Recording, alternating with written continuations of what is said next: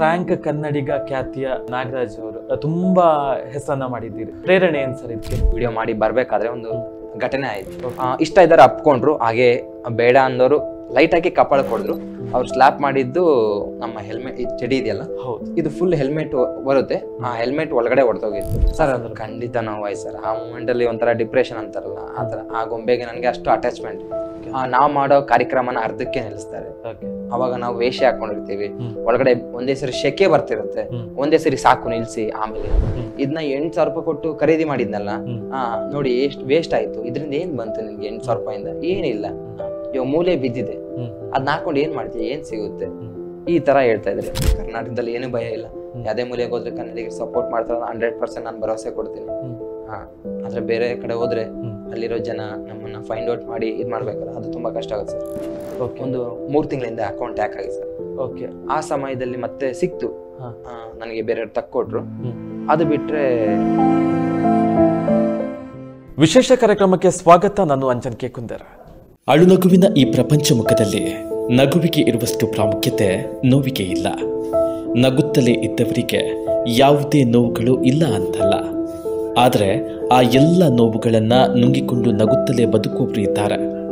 ಆ ನೋವುಗಳನ್ನು ಹೇಳುವುದಕ್ಕೆ ಅವರುಗಳಿಗೆ ಮನಸ್ಸು ಇದ್ದರೂ ಕೂಡ ನಮ್ಮಲ್ಲಿ ಕೆಲವರಿಗೆ ಅವುಗಳನ್ನು ಕೇಳುವುದಕ್ಕೆ ಪುರ್ಸೊತ್ತು ಇರುವುದಿಲ್ಲ. ಅಂತಹ ಹಲವಾರು ಮಂದಿ ವ್ಯಕ್ತಿಗಳು ನಿಮ್ಮ ನಡುವೆ ಇದ್ದಾರೆ. ಅವರನ್ನು ಮಾತಿಗೆ ಎಳೆದಾಗ, ಅವರ ನೋವು ನಲಿವುಗಳನ್ನು ಕೇಳಿದಾಗ ಅವರ ನಗುವಿನ ಹಿಂದಿರುವಂತಹ ಅಳುವಿನ ಮುಖವಾಡದ ಧ್ವನಿ ನಮಗೆ ಗೊತ್ತಾಗತ್ತೆ. ಬನ್ನಿ, ಇವತ್ತು ಅಂತಹ ಫೇಮಸ್ ವ್ಯಕ್ತಿಯೊಬ್ಬನನ್ನ ಪರಿಚಯ ಮಾಡ್ತೇವೆ. ನೋಡಿದಲ್ವ ವೀಕ್ಷಕರೇ, ಕೆಲವೊಬ್ರು ಜೀವನದಲ್ಲಿ ನಾಟಕ ಮಾಡೋದಕ್ಕೆ ಅಂತಾನೆ ಹೇಳಿ ಒಂದು ಮುಖವಾಡವನ್ನು ಹಾಕ್ತಾರೆ. ಇನ್ನೂ ಕೆಲವೊಬ್ರು ಇನ್ನೊಬ್ಬರನ್ನ ನಗಿಸೋದಕ್ಕೆ ಅಂತ ಹೇಳಿ ನಗುವಿನ ಮುಖವಾಡವನ್ನು ಹಾಕ್ತಾರೆ. ಆದರೆ ಅವರ ಜೀವನದಲ್ಲಿ ತುಂಬಾನೇ ನೊಂದಿರ್ತಾರೆ. ಅಂತಹ ಒಬ್ಬ ವ್ಯಕ್ತಿಯನ್ನು ನಾವು ಇವತ್ತು ಪರಿಚಯ ಮಾಡಿಕೊಡ್ತಾ ಇದ್ದೇನೆ. ಬನ್ನಿ ಕಾರ್ಯಕ್ರಮಕ್ಕೆ ಅವರನ್ನ ಆತ್ಮೀಯವಾಗಿ ಸ್ವಾಗತ ಮಾಡೋಣ. ಕೆಲವೊಬ್ರು ತಮ್ಮ ಜೀವನದಲ್ಲಿ ನಾಟಕ ಮಾಡಲಿಕ್ಕೆ ಅಂತ ಹೇಳಿ ಮುಖವಾಡವನ್ನು ಹಾಕ್ತಾರೆ. ಇನ್ನೂ ಕೆಲವೊಬ್ರು ಇನ್ನೊಬ್ಬರನ್ನ ನಗಿಸೋದಕ್ಕೆ ಅಂತ ಹೇಳಿ ಮುಖವಾಡವನ್ನು ಹಾಕ್ತಾರೆ. ಅದು ನಗುವಿನ ಮುಖವಾಡ. ಅಂತಹ ಒಬ್ಬ ವಿಶೇಷ ವ್ಯಕ್ತಿ ನಮ್ಮ ಜೊತೆಗೆ ಇದ್ದಾರೆ. ಬನ್ನಿ ಅವರನ್ನ ಮಾತನಾಡಿಸೋಣ. ಫ್ರಾಂಕ್ ಕನ್ನಡಿಗ ಖ್ಯಾತಿಯ ನಾಗರಾಜ್ ಅವರೇ, ನಮ್ಮ ಈ ವಿಶೇಷ ಕಾರ್ಯಕ್ರಮಕ್ಕೆ ನಿಮಗೆ ಆತ್ಮೀಯ ಸ್ವಾಗತ. ಧನ್ಯವಾದ. ಈಗ ಈ ಒಂದು ನಿಮ್ಮ ಜರ್ನಿಯನ್ನು ಹೇಳಿ, ನಿಮ್ಮ ಅಪ್ಪ ಅಮ್ಮನ ಹೆಸರು, ಜೊತೆಗೆ ತಮ್ಮ ಎಜುಕೇಶನ್ ಯಾವ ರೀತಿಯಾಗಿತ್ತು ಅಂತ. ನಮ್ಮ ಎಜುಕೇಶನ್ ITI ಕಂಪ್ಲೀಟ್ ಮಾಡಿದ್ದೀನಿ ಸರ್. ನಮ್ಮ ಅಪ್ಪ ಹೆಸರು ಬಂದು ಗರ್ಜಪ್ಪ ಅಂತ, ನಮ್ಮ ಅಮ್ಮ ಹೆಸರು ಬಂದು ನರ್ಸಮ್ಮ ಅಂತ. ನನಗೆ 2 ಸಿಸ್ಟರ್ ಇದ್ದಾರೆ, ಅವರಿಬ್ಬರಿಗೂ ಮದುವೆ ಆಗಿದೆ. ಇವಾಗ ನಾನು, ನಮ್ಮ ಅಪ್ಪ ಅಮ್ಮ 3 ಜನ ಫ್ಯಾಮಿಲಿ. ಓಕೆ. ಎಜುಕೇಶನ್ ಯಾವ ರೀತಿ ಆಯ್ತು ಸರ್ ತಮ್ಮದು? ಸರ್ ಎಜುಕೇಶನ್ ಅಂದ್ರೆ 10th 5 ಸರಿ ಫೇಲ್ ಆಗಿದ್ದೇನೆ. ಓಕೆ. 6ನೇ ಅಟೆಂಪ್ಟ್ ಪಾಸ್ ಆಗಿ 2 ವರ್ಷ ITI ಮಾಡಿ ವರ್ಕ್ ಮಾಡ್ತಾ ಇದ್ದೆ ಸರ್. ಯಾಕೆ ಸರ್ ಅಷ್ಟು ಕಷ್ಟ ಆಯ್ತಲ್ಲ ಲೈಫ್? ಅಂದ್ರೆ ತುಂಬಾ ಸಲ ಅಂದ್ರೆ 5 ಟೈಮ್ ನೀವು ಅಟೆಂಡ್ ಮಾಡಿದೆ. ಯಾಕಂದ್ರೆ ಸರ್ ನನಗೆ ಓದಕ್ ಬರಲ್ಲ ಸರ್. ಏನು ಪ್ರಾಬ್ಲಮ್? ಅವಾಗ ಚಿಕ್ಕ ವಯಸ್ಸಿಂದ ನನಗೆ ಅಭ್ಯಾಸ ಮಾಡಿಲ್ಲ. ನಾನೇ ಲೇಸಿ ಮಾಡಿದ್ದು. ಆ ಕಾರಣಕ್ಕಾಗಿ ನನ್ಗೆ ಇವಾಗೂ ಅಷ್ಟೇ ನಮ್ಮ ಅಪ್ಪ ಅಮ್ಮ ಹೆಸರು ಬರೆಯಕ್ ಬರಲ್ಲ. ಅದೊಂದೇ ಕಾರಣ ಸರ್. ಓಕೆ. ಸೊ ಈಗ ಫ್ರಾಂಕ್ ಕನ್ನಡಿಗ ಖ್ಯಾತಿಯ ನಾಗರಾಜ್ ಅವರು ತುಂಬಾ ಹೆಸರನ್ನ ಮಾಡಿದ್ದೀರಿ. ಪ್ರೇರಣೆ ಏನ್ ಸರ್ ಇದಕ್ಕೆ? ತುಂಬಾ ಹೆಸರಂತೇನಿಲ್ಲ ಸರ್, ಒಂದು ಚಿಕ್ಕ ಹೆಸರಾಗಿ ಒಂದಾಗಿದ ಇನ್ಸಿಡೆಂಟ್ ಇಂದ ಒಂದು ಒಳ್ಳೆ ಹೆಸರು ಮಾಡಿದೆ. ಏನ್ ಇನ್ಸಿಡೆಂಟ್ ಅದು? ಅದು ಒಂದು ಮಾರ್ಚ್ ಸ್ಟಾರ್ಟಿಂಗ್ ಅಲ್ಲಿ ಸರ್, ಒಂದು ವಿಡಿಯೋ ಮಾಡಕ್ ಹೋಗೋ ಟೈಮಲ್ಲಿ ವಿಡಿಯೋ ಮಾಡಿ ಬರ್ಬೇಕಾದ್ರೆ ಒಂದು ಘಟನೆ ಆಯ್ತು. ಅಗ್ಗವ್ರ ಸ್ಲ್ಯಾಪ್ ಅನ್ನೋ ಒಂದು ಕಾನ್ಸೆಪ್ಟ್ ಅಲ್ಲಿ ನಾವೊಂದು ಯೂಟ್ಯೂಬ್ ಅಲ್ಲಿ ವಿಡಿಯೋಸ್ ಮಾಡ್ತಿದ್ವಿ. ಜನ ಒಂದು ಬೋರ್ಡ್ ಇಟ್ಕೊಂಡು ನಿಂತ್ಕೊಂಡ್ರೆ ಅದನ್ನ ಓದಿ ಜನ ಏನು ರಿಪ್ಲೈ ಮಾಡ್ತಾರ ಅನ್ನೋ ಒಂದು ಕಾನ್ಸೆಪ್ಟ್ ಇಟ್ಕೊಂಡು ಮಾಡಿದ್ವಿ. ಅಗ್ಗವ್ರ ಸ್ಲ್ಯಾಪ್ ಅನ್ನೋದನ್ನ ಒಂದು ಬೋರ್ಡ್ ಅಲ್ಲಿ ಬರ್ದ್ಬಿಟ್ಟು, ಇಷ್ಟ ಇದ್ರೆ ಅಪ್ಕೊಳ್ಳಿ, ಇಲ್ಲ ಕಪಾಳ ಕೊಡಿರಿ ಅಂತ. ಇಷ್ಟ ಇದ್ದಾರೆ ಅಪ್ಕೊಂಡ್ರು, ಹಾಗೆ ಬೇಡ ಅಂದವರು ಲೈಟ್ ಹಾಕಿ ಕಪಾಳ ಕೊಡಿದ್ರು. ಅದೆಲ್ಲ ವಿಡಿಯೋ ಎಲ್ಲ ಮುಗಿಸ್ಕೊಂಡ್ ಬರೋ ದಾರಿಯಲ್ಲಿ ಒಬ್ರು ಬಂದ್ರು. ನಾನು ಅವರು ಹಗ್ ಮಾಡ್ತಾರಂತ ನಾನು ಕೈ ಚಾಚಿದೆ, ಅವರು ಸ್ಲ್ಯಾಪ್ ಮಾಡಿದ್ರು. ಅವ್ರು ಸ್ಲ್ಯಾಪ್ ಮಾಡಿದ್ದು ನಮ್ಮ ಹೆಲ್ಮೆಟ್ ಚಡಿ ಇದೆಯಲ್ಲ, ಇದು ಫುಲ್ ಹೆಲ್ಮೆಟ್ ಬರುತ್ತೆ, ಆ ಹೆಲ್ಮೆಟ್ ಒಳಗಡೆ ಹೊಡೆದೋಗಿತ್ತು. ಓಕೆ. ಇದೇ ಟೆಡಿನ ಅದು? ಇದೇ ಟೆಡಿ ಸರ್. ಈಗ ಅದನ್ನ ಸರಿ ಮಾಡೋದಕ್ಕೆ ಎಷ್ಟು ಹಣ ಖರ್ಚಾಯ್ತು? ಹಿಂಗೆ ಅದು ಸರಿ ಮಾಡಕ್ ಏನು ಖರ್ಚಾಗಿಲ್ಲ ಸರ್. ಸದ್ಯಕ್ಕೆ ಅದು ಹೊಡೆದೋಗಿದೆಯಲ್ಲ, ಆ ಕಡೆ ಈ ಕಡೆ ಒಂದು ಪಾಂಚ್ ಕೊಟ್ಟು ಗಮ್ ಹಾಕಿ ನಿಲ್ಸಿದ್ವಿ. ಸದ್ಯಕ್ಕೆ ಇವಾಗ ಅದು ನೋಡಿ ಈಗ ಕಾಣಿಸ್ತಾ ಇದೆಯಲ್ಲ, ಈ ಪಾಂಜ್ ಹಾಕಿ ನಿಲ್ಸಿದ್ದೇವೆ. ಅದು ಟೆಂಪ್ರವರಿ, ಯಾವ ಮೂಮೆಂಟ್ ಎಲ್ಲ ಆಗ್ಬೋದು. ಆಲ್ರೆಡಿ ಇವಾಗೆಲ್ಲ ಫುಲ್ ಶೇಕ್ ಆಗ್ತಿದೆ. ಓಕೆ. ಅಂದ್ರೆ ತುಂಬಾ ಕಷ್ಟ ಆಯ್ತು ಅನ್ಸುತ್ತೆ. ನೋವಾಗ್ಲಿಲ್ವಾ ಸರ್? ಸರ್ ಅದು ಖಂಡಿತ ನೋವಾಯ್ತು ಸರ್. ಆ ಮೂಮೆಂಟ್ ಅಲ್ಲಿ ಒಂಥರ ಡಿಪ್ರೆಷನ್ ಅಂತಾರಲ್ಲ ಆ ತರ. ಆ ಗೊಂಬೆಗೆ ನನಗೆ ಅಷ್ಟು ಅಟ್ಯಾಚ್ಮೆಂಟ್. ಓಕೆ. ಯಾಕೆ ಹೊಡೆದದ್ದು ಅವ್ರು ಆಕ್ಚುಲಿ? ಸರ್ ಅದೇ ಸರ್ ಆ ಸ್ಲ್ಯಾಪ್ ಅಂತಿತ್ತಲ್ಲ, ಆ ಮೂಮೆಂಟ್ ಅಲ್ಲಿ ಅವ್ರಿಗೆ ಸ್ಲ್ಯಾಪ್ ಮಾಡ್ಬೇಕನ್ಸ್ತೇನೋ. ಅವ್ರು ಯಾರಂತ ನನ್ಗೆ ಗೊತ್ತಿಲ್ಲ, ನಾನು ಯಾರಂತ ಅವ್ರಿಗೆ ಗೊತ್ತಿಲ್ಲ. ಆದ್ರೆ ಮೋಸ್ಟ್ಲಿ ಯಾಕೆ ಮಾಡಿದ್ರಂತ ಗೊತ್ತಿಲ್ಲ, ಒಟ್ನಲ್ಲಿ ಸ್ಲ್ಯಾಪ್ ಮಾಡಿದ್ರು. ಅವರು ಮೆತ್ತಗೆ ಮಾಡಿದ್ರೆ ಏನಾಗ್ತಿದ್ದಿಲ್ಲ, ಜೋರಾಗಿ ಹೊಡೆದ್ರು ಸರ್. ಓಕೆ, ಅಂದ್ರೆ MG ರೋಡ್ ನಲ್ಲಿ ನಡೆದಿರುವಂತಹ MG ರೋಡ್ ಅಲ್ಲಿ, ಚರ್ಚ್ ಸ್ಟ್ರೀಟ್ ರೋಡ್ ಅಲ್ಲಿ. Okay okay okay. ಈಗ ಇದೊಂದು ಘಟನೆ ಹೌದು, ಈಗ ಎಲ್ಲರಿಗೂ ಗೊತ್ತಿರುವಂತದ್ದು. ತುಂಬಾ ಘಟನೆನ ನೀವು ಫೇಸ್ ಮಾಡಿರ್ಬೋದು, ತುಂಬಾ ಸಮಸ್ಯೆಗಳನ್ನ ಫೇಸ್ ಮಾಡಿರ್ಬೋದು. ಏನ್ ಫೇಸ್ ಮಾಡಿದ್ದೀರಿ ಸರ್? ಸಮಸ್ಯೆ ಅಂದ್ರೆ ಈ ಟೈಮ್ ಅಲ್ಲಿ, ಈ ಟ್ರಾವೆಲ್ ಅಲ್ಲಿ ನಾ ಇಲ್ಲಿಗೆ ಮನೆ ಬಿಟ್ಟು 166 ದಿನ ಆಯ್ತು. ಆ 30 kg ಬ್ಯಾಗ್ ಹಾಕೊಂಡು, ಮುಂದೆ ಒಂದು ಬ್ಯಾಗ್ ಹಾಕೊಂಡು, ಅದು ನನ್ನ ಚಾಲೆಂಜ್. ಹೆಂಗಂದ್ರೆ ನನ್ನ ಆಸೆ ಏನಂದ್ರೆ ನಡ್ಕೊಂಡು ಡ್ರಾಪ್ ಕೇಳ್ಕೊಂಡು, ಯಾವ್ದೇ ರೀತಿ ಬಸ್ ಇಲ್ಲ. ಇನ್ ಕೇಸ್ ಮಳೆ ಬಂತ ಆ ಸ್ಥಳದಲ್ಲಿ ಖಂಡಿತ ನಾ ಬಸ್ಸಲ್ಲಿ ಹೋಗ್ತೀನಿ. ಅದು ಬಿಟ್ಟು ನಡ್ಕೊಂಡು ಡ್ರಾಪ್ ಕೇಳ್ಕೊಂಡು, ಅಲ್ಲಿರೋ ಜನರ ಹತ್ರ ಅವ್ರ ಸಹಾಯ ತಗೊಂಡು ಅವ್ರು ಊಟ ಇಸ್ಕೊಟ್ರೆ ಆ ತರ. ನಂದು ₹1 ಖರ್ಚಿಲ್ಲಾರ್ದ ಈ ಕರ್ನಾಟಕ ಟ್ರಿಪ್ ಮಾಡ್ಬೇಕಂತ ಆಸೆ. ಯಾವಾಗ ನಾನು ಒಂಟಿ ಆಗ್ತೀನೋ, ಯಾವಾಗ ಡ್ರಾಪ್ ಸಿಗೋದಿಲ್ವೋ, ಯಾವಾಗ ಒಂದೊಂದು ಟೈಮ್ ಅಲ್ಲಿ ಸ್ಕೂಲಲ್ಲಿ ಪರ್ಮಿಷನ್ ಕೊಡೋದಿಲ್ವೋ, ಆ ಮಕ್ಳು ನೋಡಿ ತುಂಬಾ ಖುಷಿಯಾಗಿರುತ್ತೆ. ಆ ಮಕ್ಳು ನಾನು ಖುಷಿ ಪಡಿಸ್ಬೇಕಂತ ತುಂಬಾ ಆಸೆ ಇರುತ್ತೆ. ಆ ಟೈಮಲ್ಲಿ ಒಂದೊಂದ್ ಕಡೆ ಪರ್ಮಿಷನ್ ಸಿಗಲ್ಲ, ಒಂದೊಂದ್ ಕಡೆ ಅವ್ರಿಗೇನೋ ಅರ್ಜೆಂಟ್ ಕೆಲಸ ಇದ್ದು ನಾವ್ ಮಾಡೋ ಕಾರ್ಯಕ್ರಮನ ಅರ್ಧಕ್ಕೆ ನಿಲ್ಲಿಸ್ತಾರೆ. ಅವಾಗ ನಾವು ವೇಷ ಹಾಕೊಂಡಿರ್ತೀವಿ, ಒಳಗಡೆ ಒಂದೇ ಸರಿ ಶೆಕೆ ಬರ್ತಿರುತ್ತೆ, ಒಂದೇ ಸರಿ ಸಾಕು ನಿಲ್ಸಿ, ಆಮೇಲೆ ಓಕೆ ಸಾಕು ಇಷ್ಟಿಗೆ ಅಂದಾಗ ಯಾರಿಗಾದ್ರೂ ಬೇಜಾರಾಗಿ ಆಗುತ್ತೆ. ಅಂತ ಮೂಮೆಂಟ್ ಅಲ್ಲಿ ನೈಟ್ ಮಲ್ಗೋಬೇಕಾದ್ರೆ ಕೆಲವೊಮ್ಮೆ ಬ್ಯಾಡ್ ಕಮೆಂಟ್ ನೋಡಿದಾಗ, ಬ್ಯಾಡ್ ಕಮೆಂಟ್ ಅದು ಯಾಕೆ ಮಾಡ್ತಾರಂತ ಗೊತ್ತಾಗಿಲ್ಲ. ಒಂದು ಏನಂದ್ರೆ ಅವ್ರಿಗೆ ಬ್ಯಾಡ್ ಕಮೆಂಟ್ ಅವರೇ ಡಿಸೈಡ್ ಮಾಡ್ತಾರೆ. ಇಷ್ಟು ಫಾಲೋವರ್ಸ್ ಇದ್ರೆ, ಇಷ್ಟು ವ್ಯೂಸ್ ಏನೋ ಬರ್ತಾ ಇದ್ರೆ ನಮ್ಮ ಲೈಫ್ ನ ಅವರೇ ಡಿಸೈಡ್ ಮಾಡ್ತಾರೆ. ಒಂದ್ಸರಿ ಅವ್ರು ಬಂದು ನನ್ನ ಜೊತೆ ನೋಡ್ಬೇಕು. ನಾನು ಅಷ್ಟೇ, ನಾನ್ ಥಿಂಕ್ ಮಾಡ್ತಿದ್ದೆ, ಬೇರೆಯವ್ರಿಗೆ ಫಾಲೋವರ್ಸ್ ಇದ್ದಾಗ, ವ್ಯೂಸ್ ಇದ್ದಾಗ ಅವ್ರು ಹಾಕೋ ಬಟ್ಟೆ ನೋಡಿ ಇವ್ರ ಲೈಫ್ ಎಲ್ಲ ಚೆನ್ನಾಗಿದೆ, ದಿಲ್ದಾರ್ ಆಗಿದೆ ಅನ್ಕೊಂಡೆ. ಆದ್ರೆ ಇವಾಗ ನನಗ್ ನಾನೇ ನೋಡ್ಕೊಂಡ್ರೆ ಅನ್ಸ್ತಾ ಇದೆ ನಮ್ಮ ಜೀವನ ಹೆಂಗಿರುತ್ತೆ ಅಂತ. ಬೇರೆಯವ್ರು ಬಂದು ನೋಡ್ರೆ ಆ ರೀಲ್ಸ್ ಅಲ್ಲಿ ನೋಡೋದ್ ಬೇರೆ, ರಿಯಲಿ ನೋಡೋದ್ ಬೇರೆ. ಈ ಜರ್ನಿಯಲ್ಲಿ ನನ್ನ ನೋಡಿದವರೆಲ್ಲ ಆಶ್ಚರ್ಯ ಆಗಿದ್ದಾರೆ. ಯಾಕಂದ್ರೆ ರೀಲ್ಸ್ ಅಲ್ಲೇ ಒಂದಿರುತ್ತೆ, ಇಲ್ಲಿ ಬಂದು ನಾವು ಸ್ಟ್ರಗಲ್ ಪಡೋದ್ ನೋಡ್ತೀವಲ್ಲ, ಕಷ್ಟ ಬೀಳೋದ್ ನೋಡ್ತಾರಲ್ಲ, ಅದು ತುಂಬಾ ಕಷ್ಟ ಇರುತ್ತೆ ಸರ್. ಓಕೆ, ತಾವು ಈಗ ಬೆಂಗಳೂರಿನಲ್ಲಿ ವಾಸ ಮಾಡಿದ್ದೀರಿ. ಮೂಲತಃ ಬೆಂಗಳೂರಿನವರೇ ಅಥವಾ ಎಲ್ಲಿ ಅವರು ಬೇಸಿಕ್ ಎಲ್ಲಿ?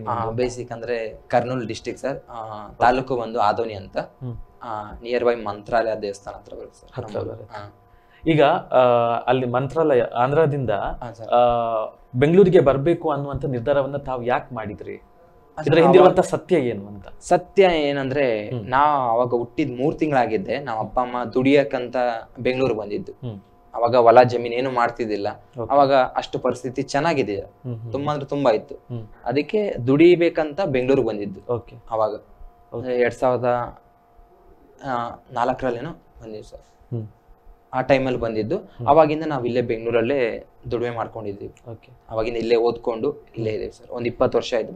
ಓಕೆ, ಈಗ ಬೆಂಗಳೂರು ಅಂತ ಹೇಳಿದ್ರೆ ಬೇರೆ ಬೇರೆ ಊರುಗಳಿಂದ ಬಂದವರಿಗೆ, ಬೇರೆ ಬೇರೆ ರಾಜ್ಯಗಳಿಂದ ಬಂದವರಿಗೆ ಬದುಕನ್ನ ಕಟ್ಟಿಕೊಟ್ಟಂತಹ ಒಂದು ನಗರ ಅದು. ಹೌದು ಸರ್. ನಿಮ್ಗೆ ಯಾವ ರೀತಿಯ ಪಾಠವನ್ನ ಕಲಿಸಿದೆ ಬೆಂಗಳೂರು?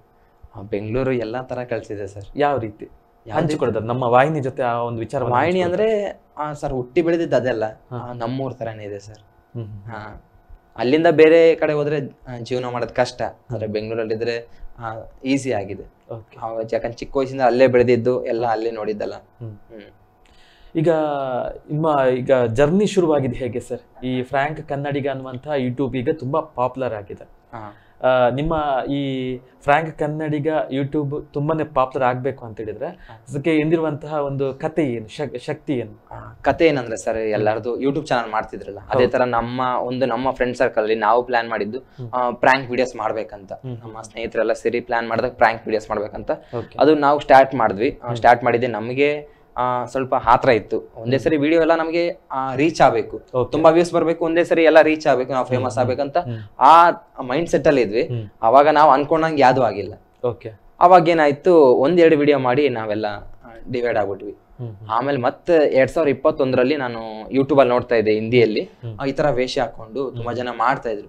ಇದನ್ನ ನಮ್ ಕನ್ನಡದಲ್ಲಿ ನಾನು ಒಂದ್ಸರಿ ಟ್ರೈ ಮಾಡೋಣ ಅಂತ ನಾನ್ ಡೆಲ್ಲಿಂದ ತರಿಸಿದ್ದು. ಅದು 8,000 ರೂಪಾಯಿ ಆಗಿದ್ದು. ಡೆಲ್ಲಿಯಲ್ಲಿ ತರಿಸಿದ್ದು 2021ರಲ್ಲಿ ನಾವು ಸ್ಟಾರ್ಟ್ ಮಾಡಿದ್ದು ಸರ್. ಅವಾಗ ನಾವು ಸ್ಟಾರ್ಟ್ ಮಾಡಿದ್ದು ಮ್ಯಾಟ್ ಟೆಡಿ ಅಂತ ಇತ್ತು. ಅವಾಗ ಹೆಸರು ಮ್ಯಾಟ್ ಟೆಡಿ ಅಂತ ಇತ್ತು. ಬರೀ ಗೊಂಬೆ ವಿಡಿಯೋಸ್ ಮಾಡಿ ಹಾಕ್ಬೇಕಂತ ಇತ್ತು.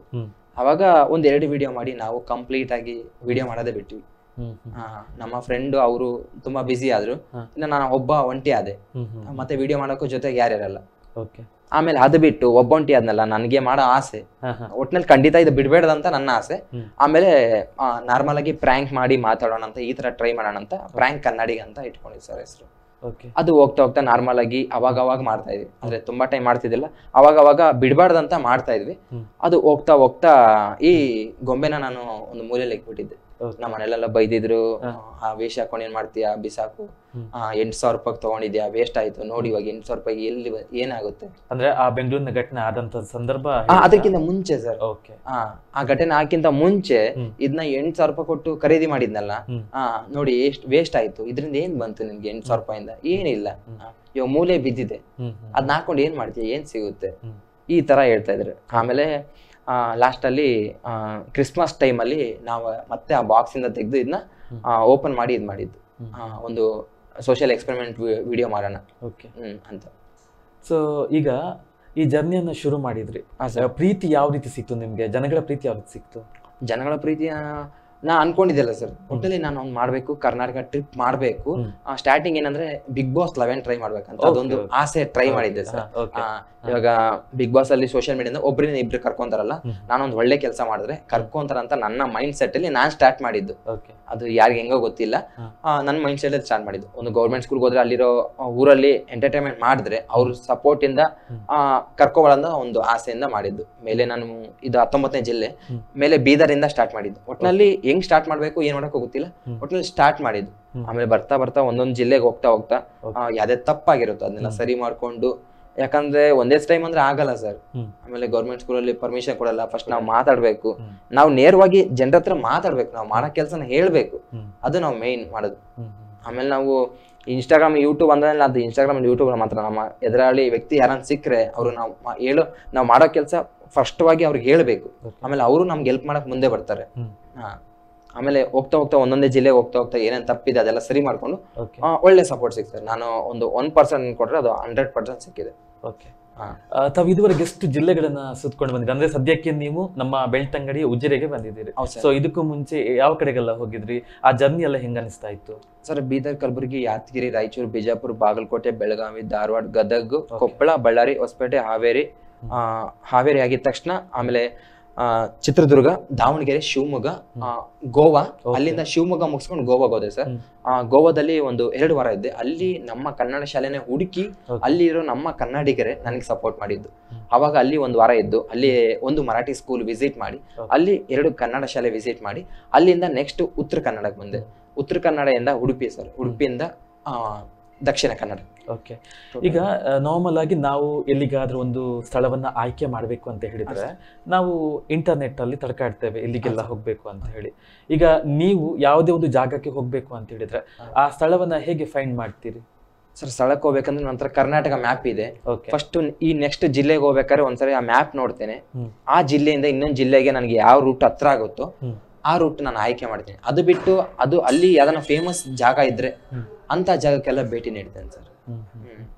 ಈಗ ಹೋಗುದಕ್ಕೆ ಖರ್ಚುಗಳು ಬೇಕಾಗುತ್ತೆ, ಯಾಕಂತ ಹೇಳಿದ್ರೆ ತಾವು ಉದ್ಯೋಗವನ್ನ ಮಾಡ್ತಾ ಇದ್ದೀರಾ ಸರ್, ಅಲ್ಲ ಇದೇ ಟೆಡ್ಡಿಯನ್ನ ಹಾಕೊಂಡು ಇನ್ನೊಬ್ಬರನ್ನ ನಗಿಸುವಂತದನ್ನೇ ಮಾಡ್ತಿದ್ದೀರಾ ಹೇಗೆ? ಇವಾಗ ಕೆಲಸ ಏನು ಮಾಡ್ತಿಲ್ಲ ಸರ್, ಕೆಲಸ ರಿಸೈನ್ ಮಾಡಿದ್ದೀನಿ. ಓಕೆ. ಏನ್ ಕೆಲಸ ಮಾಡ್ತಿದ್ರಿ ಸರ್? ನಾನೊಂದು ಮಾರುತಿ ಸುಜುಕಿ ಶೋರೂಮ್ ಅಲ್ಲಿ ಕೆಲಸ ಮಾಡ್ತಿದ್ದೆ ಸರ್. ITI ಕಂಪ್ಲೀಟ್ ಮಾಡಿ ಎಲೆಕ್ಟ್ರಿಷಿಯನ್ ಆಗಿ ವರ್ಕ್ ಮಾಡ್ತಿದ್ದೆ. ಓಕೆ. ಅದನ್ನ ಕೆಲಸನ ರಿಸೈನ್ ಮಾಡಿ ಅದು 1 ವರ್ಷ 2 ತಿಂಗಳೇನೋ ಹೋಗಿದ್ದೆ. ಆ ಕೆಲಸನ ರಿಸೈನ್ ಮಾಡಿ ಈ ಕರ್ನಾಟಕ ಟ್ರಿಪ್ ಮಾಡ್ಬೇಕಂತಾನೆ ರಿಸೈನ್ ಮಾಡಿ ಈ ಟ್ರಿಪ್ ಮಾಡ್ತಾರೆ sir. Okay.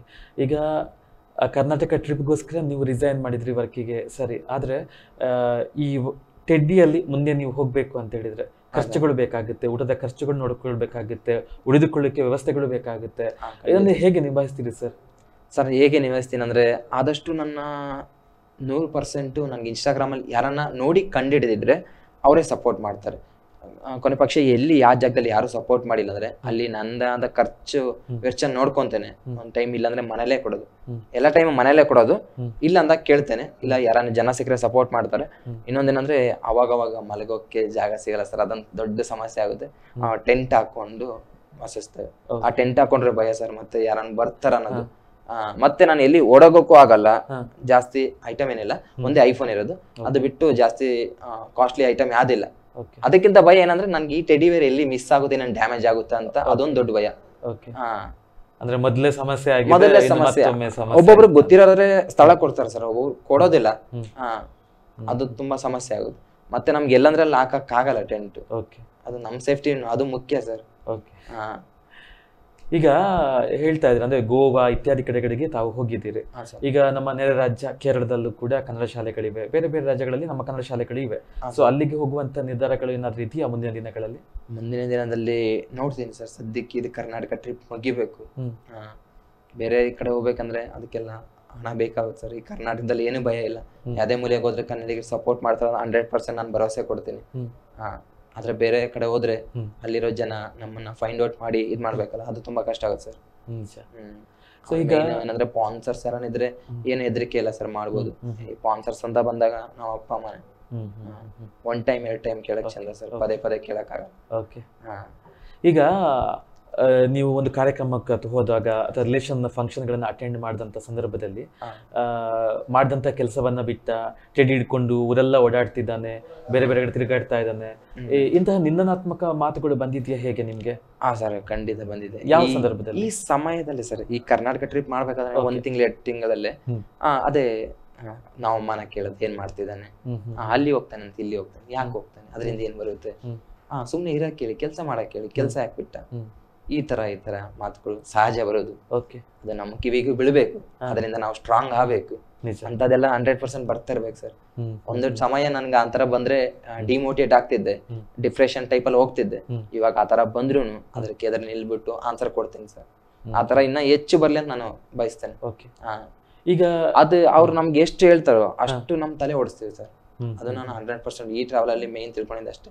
First bad comment ಬಂದಿದ್ದೆ, ನನ್ನ ತಲೆ ಮೇಲೆ ಹಿಂಗ್ ಕೈ ಇಟ್ಕೊಂಡು ನಾನೇ ಭಯ ಬೀಳ್ತಾ ಇದ್ದೆ. ಆದ್ರೆ ಹೋಗ್ತಾ ಹೋಗ್ತಾ ನನ್ಗೆ ಅಭ್ಯಾಸ ಆಯ್ತು. ನನ್ ತಪ್ಪೇನಿಲ್ಲ, ಭಯ ಬೀಳೋದಿಲ್ಲ ಅಷ್ಟೇ. ಈಗ ನಾನೊಂದು ವಿಷಯನ ಕೇಳ್ಬೇಕು, ಇನ್ಸ್ಟಾಗ್ರಾಮ್ ಅಲ್ಲಿ ನಿಮ್ದು ಫಾಲೋವರ್ಸ್ ಎಷ್ಟು, ಹಾಗೆ ಯೂಟ್ಯೂಬ್ ಅಲ್ಲಿ ಎಷ್ಟು ಸಬ್ಸ್ಕ್ರೈಬ್ ಇದೆ ಅಂತ? ಯಾಕಂದ್ರೆ ನಾವು ಹಿಡಿದಕ್ಕೂ ನೀವು ಹಿಡಿದಕ್ಕೂ ವ್ಯತ್ಯಾಸ ಇರುತ್ತೆ. ಎಷ್ಟಿದೆ ಸರ್? ಸರ್ ನಮ್ಮ ಇನ್ಸ್ಟಾಗ್ರಾಮ್ ಅಲ್ಲಿ 7,27,000 ಇದೆ. ಓಕೆ. ಇನ್ಸ್ಟಾಗ್ರಾಮ್ ಫಾಲೋವರ್ಸ್ ಯೂಟ್ಯೂಬ್ ಅಲ್ಲಿ 1,42,000 ಇದೆ. ಇನ್ಸ್ಟಾಗ್ರಾಮ್ ಅಲ್ಲಿ 7,27,000 ಇದೆ ಸರ್. ಈಗ ಸಾಮಾನ್ಯವಾಗಿ ಯಾರೇ ಇದ್ರು ಬೆಳೀತಾ ಇರುವಂತ ಸಂದರ್ಭದಲ್ಲಿ ಕೆಡವುವಂತದ್ದು ಇರುತ್ತೆ, ಅಂದ್ರೆ ಅವರ ಕ್ಯಾರೆಕ್ಟರ್ನ ಡ್ಯಾಮೇಜ್ ಮಾಡುವಂತದ್ದು ಸನ್ನಿವೇಶಗಳು ತುಂಬಾ ಎದುರಾಗುತ್ತೆ ಹಲವಾರು ಮಂದಿಗೆ. ನಿಮ್ಗೆ ಅಂತಹ ಅನುಭವ ಆಗಿದೆಯಾ ಯಾವತ್ತಾದ್ರೂ ಕೂಡ? ಅಂತ ಅನುಭವ ರೀಸೆಂಟ್ ಆಗಿ ನನ್ನ ಒಂದು 3 ತಿಂಗಳಿಂದ ಅಕೌಂಟ್ ಹ್ಯಾಕ್ ಆಗಿದೆ ಸರ್. ಓಕೆ. ಆ ಸಮಯದಲ್ಲಿ ಮತ್ತೆ ಸಿಕ್ತು, ನನಗೆ ಬೇರೆಯವ್ರು ತಕ್ಕೊಟ್ರು. ಅದು ಬಿಟ್ರೆ ಸಣ್ಣ ಪುಟ್ಟ ಇವಾಗ ಒಂದು ಆಗಿದೆ ಸರ್. ಏನಾಗಿದೆ? ಇವಾಗ ಕಂಪ್ಲೀಟ್ ಆಗಿ ಒಬ್ರಿಗೆ ID ಪಾಸ್ವರ್ಡ್ ಕೊಟ್ಟಿದ್ದೆ. ಓಕೆ. ಅದೆಲ್ಲ ಏನೋ ಮಾಡಿದ್ದಾರೆ, ಗ್ರೋತ್ ಫಸ್ಟ್ ಹೋಗೋ ತರ ರೀಚ್ ಸಿಗ್ತಾ ಇಲ್ಲ. ಓಕೆ. ಅಂದ್ರೆ ಅವ್ರೇನಾದ್ರು ಮಾಡಿರ್ಬೋದು ಅಂತ ಹೇಳ್ತೀರಾ? ಸರ್ 100% ಮಾಡಿರ್ಬೋದು. ಅವ್ರು ನನ್ಗೊಂದು ಕೆಲಸ ಒಪ್ಸಿದ್ರು, ಆ ಕೆಲಸ ಮಾಡಿಲ್ಲ. ಓಕೆ. ಅದಕ್ಕೋಸ್ಕರ ಅವ್ರೇನಾದ್ರು ಆಟ ಆಡ್ತಿದ್ದಾರೆ. ಆದ್ರೆ ಅವ್ರು ಎಷ್ಟೇ ಮಾಡ್ಲಿ ಸರ್, ಏನಂದ್ರೆ ನಾನು ಒಂದು ರೀಚ್ ಅನ್ಕೊಂಡಿದ್ದೆ, ಅದಕ್ಕಿಂತ ಜಾಸ್ತಿನೇ ಸಿಕ್ಕಿದೆ. ಜಸ್ಟ್ ಇವಾಗ ಡೌನ್ ಆಗಿರ್ಬೋದು, ನಾಳೆ ದಿನ ಅಪ್ ಆಗುತ್ತೆ. ಒಟ್ಟಿನಲ್ಲಿ ಈ ಕರ್ನಾಟಕ ಟ್ರಿಪ್ ಅಂತೂ ಖಂಡಿತ ನಾವು ಈಗ ನಿಮ್ಮ ಕೆಲಸಗಳಿಗೆ ಯಾರು ಮನೆಯವ್ರು ಸಪೋರ್ಟ್ ಇರ್ತಾರ? ಸರ್ 100%. ಹೇಗೆ, ಯಾವ ರೀತಿಯಲ್ಲಿ ಸಪೋರ್ಟ್ ಮಾಡ್ತಾರೆ? ಇದು ಯಾವ ರೀತಿಯಲ್ಲಿ ಅಂದ್ರೆ, ಆಯ್ತು ಮಾಡ್ತಾ ಇದೆಯಾ ಮಾಡು, ಆದ್ರೆ ಅವ್ರದ್ದು ಒಂದು ಭಯ ಏನಂದ್ರೆ ಕ್ಷೇಮವಾಗಿ ಮನೆಗೆ ಬಾ. ಅದೊಂದು ಇವಾಗ ನೈಟ್ ಆದ್ರೆ ಕಾಲ್ ಮಾಡ್ತೇನೆ, ಕಾಲ್ ಮಾಡಿಲ್ಲ ಅಂದ್ರೆ ತುಂಬಾ ಭಯ ಬೀಳ್ತಾರೆ. ಒಟ್ಟಲ್ಲಿ ಯಾರು ಹೇಳಿದ್ರೆ ತಲೆ ಕೆಡ್ಸ್ಕೋಬೇಡ, ಏನಿದ್ರು ನೀನ್ ನಮ್ಮ ಹತ್ರ ಮಾತಾಡು, ನಮ್ಮ ಹತ್ರ ಮಾತಾಡಿ ಅದನ್ನ ಉತ್ತರ ತಗೋ. ಅದು ಬಿಟ್ಟು ಬೇರೆ ಹೇಳೋದೆಲ್ಲ ತಲೆ ಕೆಡ್ಸ್ಕೋಬೇಡ. ಅದೆಷ್ಟೇ ಕಷ್ಟ ಬಂದ್ರು ಆದಷ್ಟು ಹಣ ಬೇಕಂದ್ರೆ ನಮ್ಮ ಹತ್ರ ಕೇಳು, ಇದಕ್ಕೂ ಡಿಮೋಟಿವೇಟ್ ಆಗ್ಬೇಡ. ಓಕೆ. ಈಗ ನಿಮ್ ಜೊತೆಗೆ ಇದ್ದಂತಹ ಕಾಲೇಜಲ್ಲಿ, ಈಗ ಸ್ಕೂಲಲ್ಲಿ ಇರ್ಬೋದು, ಹೈಸ್ಕೂಲಲ್ಲೆಲ್ಲ ಇರ್ಬೋದು, ಅಂದ್ರೆ ನೀವು ಸ್ಟಡಿ ಮಾಡ್ತಾ ಆ ಸಂದರ್ಭದಲ್ಲಿ ಇದ್ದಂತಹ ಫ್ರೆಂಡ್ಸ್ಗಳೆಲ್ಲ ಜೊತೆಗೆ ನೆರೆಹೊರೆಯವರೆಲ್ಲ ಏನು ಹೇಳ್ತಾರೆ ನಿಮ್ಮ ಈ ಒಂದು ಅಚೀವ್ಮೆಂಟ್ಸ್ಗೆ? ಏನು ಹೇಳ್ತಾರೆ? ಅಚೀವ್ಮೆಂಟ್ ಅಂದ್ರೆ ಇವಾಗ ನಾನು ಯಾರು ಟಚ್ ಅಲ್ಲಿಲ್ಲ. ಯಾಕಂದ್ರೆ ಎಲ್ಲರ ಹತ್ರ ದೂರ ಇದೀನಿ ಅಂದ್ರೆ ಮಾತಾಡಿಸ್ತೇನೆ. ಈ ಸಮಯದಲ್ಲಿ ಯಾರ ಹತ್ರ ಮಾತಾಡಿಸ್ತಿಲ್ಲ ನಾನು ಜಾಸ್ತಿ, ಅಂದ್ರೆ ಒಬ್ಬಂಟಿ ನಾನು ಜಾಸ್ತಿ. ಅದೇ ಯಾಕೆ ಅಂತ ಹೇಳಿ, ತುಂಬಾ ಯಾವತ್ತೂ ಕೂಡ ಲೈಫ್ ಅಲ್ಲಿ ತುಂಬಾ ನೋವಿರುವಂತಹ ವ್ಯಕ್ತಿ ಒಂಟಿಯಾಗಿರೋದಕ್ಕೆ ಇಷ್ಟಪಡ್ತಾನಂತೆ, ಯಾರ ಜೊತೆಗೆ ಕೂಡ ವಿಚಾರವನ್ನ ಹಂಚ್ಕೊಳ್ಳಿಕ್ಕೆ ಇಷ್ಟಪಡಲ್ಲ ಅಂತೆ. ಸೊ ನಿಮ್ಗೆ ಅಂತಹ ನೋವು ಏನಾಗಿದೆ ಲೈಫ್ ಅಂತ? ನಾವು ಅಂದ್ರೆ ಅದು ಸ್ಟಾರ್ಟಿಂಗ್ ಇಂದ ಬಂದಿದೆ ಸರ್. ನಾನು 10th 5 ಸರಿ ಅವಾಗಿಂದ ಫೇಲ್ ಆದ್ನು. ಅವಾಗಿಂದ ನಾನು ಫೇಲ್ ಆಗ್ತಾ ಒಬ್ನೇ ಇದ್ದಲ್ಲ, ಅವಾಗಿಂದ ನಾನು ಒಬ್ಬ ಒಂಟಿ ಆಗಿದ್ದೇನೆ. ಆದಷ್ಟು ಇವಾಗ ನನ್ನ ಪ್ರೆಸರ್ ಏನಂದ್ರೆ, ಆದಷ್ಟು ಸುಮ್ನೆ ಇರಕ್ಕಿಂತ ಸುಮ್ನೆ ಇದ್ದೇ ಕೆಲಸ ಮಾಡೋಣ, ಆದಷ್ಟು ಎಷ್ಟಾಗೋದು ಸೋಷಿಯಲ್ ಮೀಡಿಯಿಂದ ತೋರ್ಸೋಣ ನಾನು ಮಾಡೋ ಕೆಲಸನ ಅಷ್ಟೇ. ಅದು ಬಿಟ್ರೆ ಇನ್ನ ಎಲ್ಲರ ಹತ್ರ ಮಾತಾಡ್ತೀನಿ, ಜಾಸ್ತಿ ಮಾತಾಡೋದಿಲ್ಲ. ನಾನು ಕೆಲಸ ಇದ್ರೆ ಮತ್ತೆ ಮಾತಾಡ್ತೀನಿ, ಅದು ಬಿಟ್ಟು ಇನ್ನು ಮಿಕ್ಕಿ ಟೈಮ್ ಸುಮ್ಮನೆ ಇರ್ತೇನೆ. ಓಕೆ. ಸೊ ಈಗ ನೀವು ಒಂದು ಕ್ಷಣ ತುಂಬಾ ಹತ್ತದು ಅಂತೇಳಿ ನೀವು ಒಬ್ಬಂಟಿಯಾಗಿ ಇದ್ಕೊಂಡು ಕಣ್ಣಲ್ಲಿ ನೀರು ಹಾಕಿದಂತಹ ಒಂದು ಘಟನೆ ಅಂತ ಇದ್ರ ಲೈಫಲ್ಲಿ ಯಾವ್ದದು? ಅದು ತುಂಬಾ ಹತ್ತಿದೆ ಅಂದ್ರೆ ಸರ್, ಟೆಡಿ ಹೊಡೆದೋಗಿ ನಾನು ಮನೆಗೆ ಬಂದು ಅದನ್ನ ಕಂಪ್ಲೀಟ್ ಆಗಿ ನೋಡ್ದಾದ್ಮೇಲೆ ಓಕೆ ಆ ಕ್ಷಣದಲ್ಲಿ ನಾನು ತುಂಬಾ ಹತ್ತಿದ್ದು, ಮನೇಲೆ ಹತ್ತಿದ್ದು ತುಂಬಾ. ಓಕೆ. ಆ ಎಮೋಷನಲ್ ಆ ಟೈಮಲ್ಲಿ ನನಗೆ ಯಾವಾಗೂ ಬಂದಿಲ್ಲ, ಹುಟ್ಟಿದಾಗಿಂದನೂ ಬಂದಿಲ್ಲ ಆ ಥರ ನಾನು ಹತ್ತಿದ್ದು, ಅಷ್ಟು ಎಮೋಷನಲ್ ಆಗಿ ಹತ್ತಿದ್ದು. ಓಕೆ. ಈಗ ನಿಮ್ ತರನೇ ನೀವು ಹೇಗೆ ಈಗ ಇನ್ನೊಬ್ಬರನ್ನ ನಗಿಸುವಂತ ಕಾರ್ಯದಲ್ಲಿ ತೊಡಗಿಕೊಂಡಿದ್ದೀರೋ ಹಲವಾರು ಮಂದಿ ಇರ್ತಾರೆ. ಅಂದ್ರೆ ಇಲ್ಲಿ ವಿಚಾರ ಏನಾಗುತ್ತೆ ಅಂತ ಹೇಳಿದ್ರೆ ನಗುವಿನ ಹಿಂದಿರುವಂತಹ ಅಳುವನ್ನ ಗುರುತಿಸೋದಕ್ಕೆ ಎಲ್ಲರೂ ಕೂಡ ಅಸಮರ್ಥರಾಗ್ತಾರೆ. ಸೊ ನಮ್ಮ ಕಾರ್ಯಕ್ರಮದ ಮುಖಾಂತರ ಒಂದು ಮೆಸೇಜ್ ಅನ್ನ ಕೊಡ್ಬೇಕು ಅಂತ ಹೇಳಿದ್ರೆ ತಾವು ಏನ್ ಮೆಸೇಜ್ ಅನ್ನ ಕೊಡ್ಲಿಕ್ಕೆ ಇಷ್ಟಪಡ್ತೀರಿ? ಸರ್ ಏನ್ ಕೊಡ್ತೀನಿ ಅಂದ್ರೆ ಅವ್ರದ್ದು ಕಷ್ಟ ಹೇಳಕ್ ಆಗಲ್ಲ ಸರ್, ಯಾಕಂದ್ರೆ ನಾವು ಒಂದ್ಸರಿ ಹಾಕೊಂಡಾಗ ಈ ಕಣ್ಣಿಂದ ಏನ್ ಕಾಣಿಸುತ್ತೆ, ನೀವ್ ಬಂದ್ರೆ ಕಣ್ಮುಂದೆ ಬಂದು ನೀವು ನಕ್ಕಿದ್ರೆ ನಮಗೂ ಖುಷಿ ಆಗುತ್ತೆ. ನೀವು ನೀವು ಹಿಂಗ್ ಸ್ಯಾಡ್ ಮಾಡಿದ್ರೆ ನಾವು ಒಳಗಿಂದ ನಾವು ಇನ್ನ ಡಿಮೋಟಿವೇಟ್ ಆಗ್ತೀವಿ. ಆದಷ್ಟು ನಿಮ್ ಕಣ್ ಮುಂದೆ ಯಾವ್ದೇ ಗೊಂಬೆ ಕಾಣಿಸಿದ್ರು ನೀವು ಎಂತ ಸಂದರ್ಭದಲ್ಲಿ ಇದ್ರು ಒಂದು ಸ್ಮೈಲ್ ಕೊಡಿ, ಇಲ್ಲ ಹಾಯ್ ಮಾಡಿ, ಅವ್ರಿಗೂ ಖುಷಿ ಆಗುತ್ತೆ. ಇನ್ನ ಹೆಚ್ಚಿನ ಅವರು ಪ್ರಯತ್ನ ಮಾಡಿ ಮನೋರಂಜನೆ ಮಾಡ್ತಾರೆ. ಆದಷ್ಟು ಯಾರೇ ಕಾಣಿಸಿದ್ರು ಒಂದು ಸ್ಮೈಲ್ ಕೊಡಿ ಅಂತ ನಾ ಹೇಳ್ತೀನಿ ಸರ್. ಮತ್ತೆ ಹಗ್ಗೋರ್ ಸ್ಲ್ಯಾಪ್ ತರ ಯಾರು ಹೊಡಿಯಕ್ ಹೋಗ್ಬೇಡಿ. ಓಕೆ.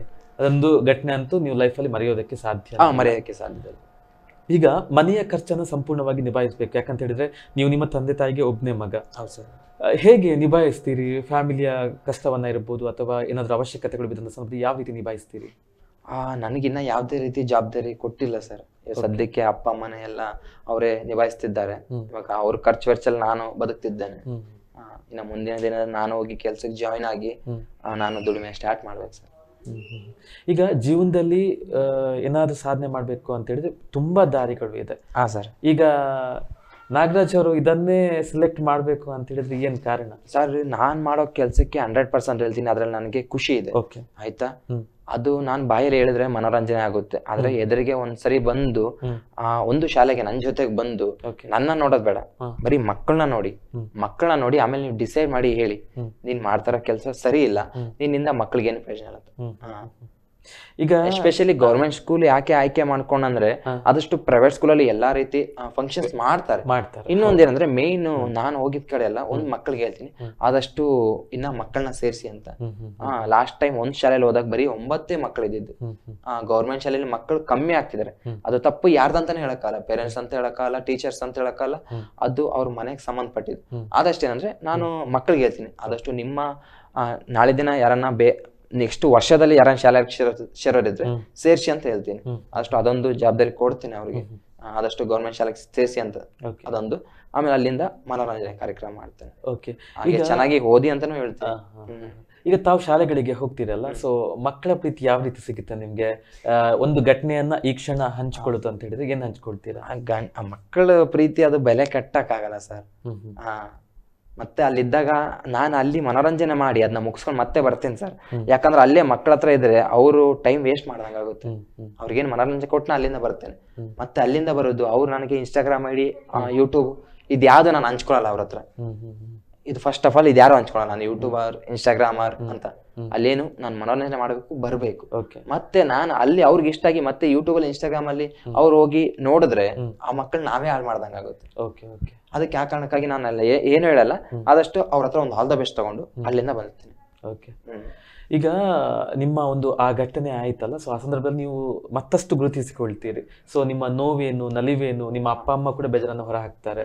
ಸೊ ಇಂಥ ಸಂದರ್ಭದಲ್ಲಿ ನೀವು ಹೊರಗಡೆ ಬಂದ ಸಂದರ್ಭದಲ್ಲಿ ಜನಗಳು ಯಾವ ರೀತಿ ರೆಸ್ಪೆಕ್ಟ್ ಕೊಟ್ರು, ಯಾವ ರೀತಿ ಮಾತನಾಡಿಸಿದ್ರು ನಿಮ್ಮನ್ನ ಅಂತ?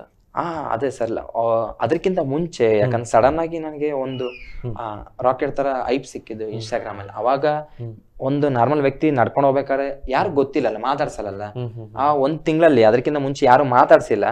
ಆಮೇಲೆ ದಾರಿಯಲ್ಲಿ ಕಾಣಿಸಿದ್ರೆ ಮಾತಾಡಿಸ್ತಾರಲ್ಲ, ಅದು ಫಸ್ಟ್ ಟೈಮ್ ನನ್ನ ಜೀವನದಲ್ಲಿ ಆಗಿದ್ದು. ಅವ್ರು ಮಾತಾಡಿಸಿದಾಗ ಅವ್ರ ರೆಸ್ಪಾನ್ಸ್ ಹೆಂಗ್ ಮಾಡ್ಬೇಕು ಗೊತ್ತಿಲ್ಲ. ಇಷ್ಟು ದಿನ ಕಾಮನ್ ಮ್ಯಾನ್, ಇವಾಗ 1 ಲಕ್ಷ 1.5 ಲಕ್ಷ ಫಾಲೋವರ್ಸ್ ಇದ್ದಾಗ ಅವ್ರು ಮಾತಾಡ್ತಂದಾಗ ನಾವು ಪ್ರೀತಿಯಿಂದ ಮಾತಾಡಿಸ್ಬೇಕು, ರೆಸ್ಪಾನ್ಸ್ ಮಾಡ್ಬೇಕು. ಆಮೇಲೆ ಹೋಗ್ತಾ ಖುಷಿ ಆಯ್ತು, ಅದು ಫಸ್ಟ್ ಟೈಮ್. ಆಮೇಲೆ ಫೋಟೋ ತಗೊಂತಾರಲ್ಲ, ಅದು ಖುಷಿ ಆಗೋದು. ಅದಕ್ಕೆಲ್ಲ ಬೆಲೆನೇ ಕಟ್ಟಕ್ಕಾಗಲ್ಲ ಸರ್. ನಿಜ ಅಲ್ವಾ? ಅಂದ್ರೆ ಅದು ಸಾರ್ವಜನಿಕರ ನಮ್ಗೆ ಒಂದು ಒಳ್ಳೆ ಪ್ರೀತಿ ಸಿಗುತ್ತೆ ಅಂತ ಹೇಳಿದ್ರೆ ಅದು ಖಂಡಿತವಾಗ್ಲಿ ಯಾವ ಅದೊಂದು ನಂಬಿಕೆ ಪ್ರಶಸ್ತಿ ಮುಂದೆ ಇತ್ತು ಕೂಡ ಸರ್. ಸರಿಯಲ್ಲ. ನಾನ್ ಕೆಲಸ ಮಾಡ್ಬೇಕಾದ್ರೆ ಕಾರ್ ಶೋರೂಮ್ ಅಲ್ಲಿ ಮುಂದೊಂದ್ ದಿನ ನಾ ಯಾವ್ದಾನ ಒಂದು ವಿಡಿಯೋ ಕ್ಲಿಕ್ ಆಗುತ್ತಂತ, ನಾನು ಏನೋ ಒಂದು ಸಾಧನೆ ಮಾಡ್ತೀನಿ ಅಂತ ಅದೊಂದು ಚಿಕ್ಕ ನಂಬಿಕೆ ಇತ್ತು, ಅದು ಫುಲ್ಫಿಲ್ ಆಯ್ತು. ಓಕೆ.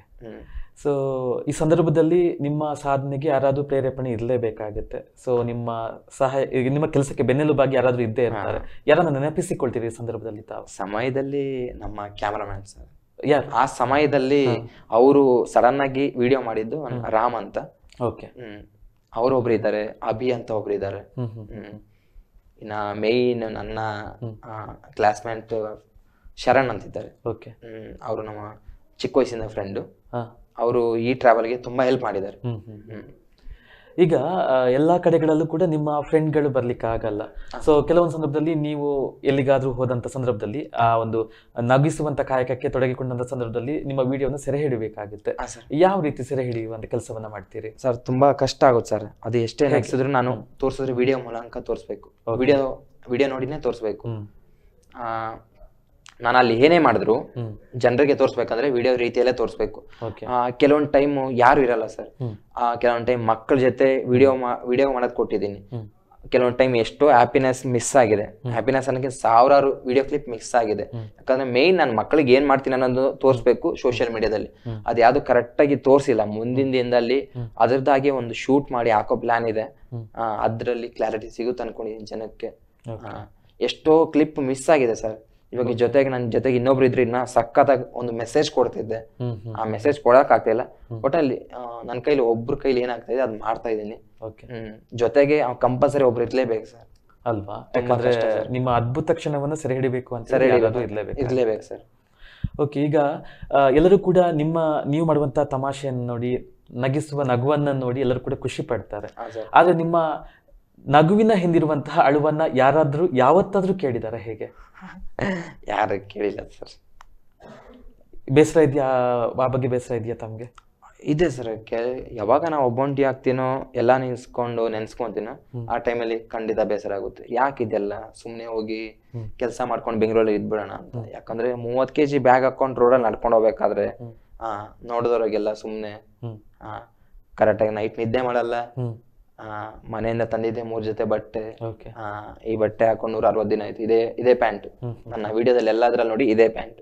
160 ದಿನ ಆಯ್ತು ಇದೇ ಪ್ಯಾಂಟ್ ಯೂಸ್ ಮಾಡ್ತೇನೆ ಅಂತ. ಬಟ್ಟೆ ಇಸ್ಕೊಳಕ್ ದುಡ್ಡಿರಂತಲ್ಲ, ನಾ ಈ ಟ್ರಾವೆಲಿಂಗ್ ಮಾಡ್ಬೇಕಂತ ಮಾಡ್ತಾ ಇದ್ದೀನಿ. ಕೆಲವು ಟೈಮ್ ಇದೆಲ್ಲ ನೆನ್ಸ್ಕೊಂಡ್ರೆ ಇದು ಬೇಡವೇ ಬೇಡ ಅನ್ಸುತ್ತೆ. ಆದ್ರೆ ಮಕ್ಕಳನ್ನ ಒಂದ್ಸರಿ ನೋಡಿದ್ರೆ ಇದಕ್ಕೆ 100% ನಾನು ಮಾಡ್ಬೇಕು ಅನ್ಸುತ್ತೆ. ಓಕೆ. ಈಗ ಮಾಲ್ಗಳಲ್ಲೆಲ್ಲ ಕೆಲವೊಬ್ರು ಟೆಡ್ಡಿಯನ್ನ ಹಾಕೊಂಡು ತುಂಬಾ ತಮಾಷೆ ಮಾಡ್ತಿರ್ತಾರೆ. ಬಂದವರ ಗ್ರಾಹಕರ ಜೊತೆ ಇರ್ಬೋದು, ತುಂಬಾ ತಮಾಷೆಯಾಗೇ ಇರ್ತಾರೆ. ಕೆಲವರು ಅಲ್ಲಿ ತಮಾಷೆಯನ್ನ ಮಾಡ್ತಿದ್ರೆ ಸೊ ನೀವು ಸ್ಕೂಲಿಗೆ ಹೋಗ್ಬೇಕು ಅನ್ನುವಂತ ಪ್ಲಾನ್ ಅನ್ನ ಮಾಡ್ಕೊಳ್ತೀರಿ. ಅಲ್ಲಿನ ಮಕ್ಕಳ ಮುಖದಲ್ಲಿ ನಗುವನ್ನ ತರಿಸುವಂತ ಕೆಲಸವನ್ನ ಮಾಡ್ತೀರಿ. ಯಾಕೆ ನೀವು ಸ್ಕೂಲಿಗೆ ಹೋಗ್ಬೇಕು ಅಂತ ಅನಿಸ್ತು ನಿಮ್ಗೆ? ಸರ್, ಅದು ನಾನು ಕೆಲಸ ಮಾಡ್ಬೇಕಾದ್ರೆ ನೆಕ್ಸ್ಟ್ ಏನ್ ಮಾಡ್ಬೇಕು ಜನರಿಗೆ ಇಷ್ಟ ಆಗದ ಅಂದಾಗ ನನ್ಗೆ ಬಂದಿದ್ದು ಅದು ಐಡಿಯಾ, ಅದು ಬೆಸ್ಟ್ ಐಡಿಯಾ ಸರ್ ನನಗೆ.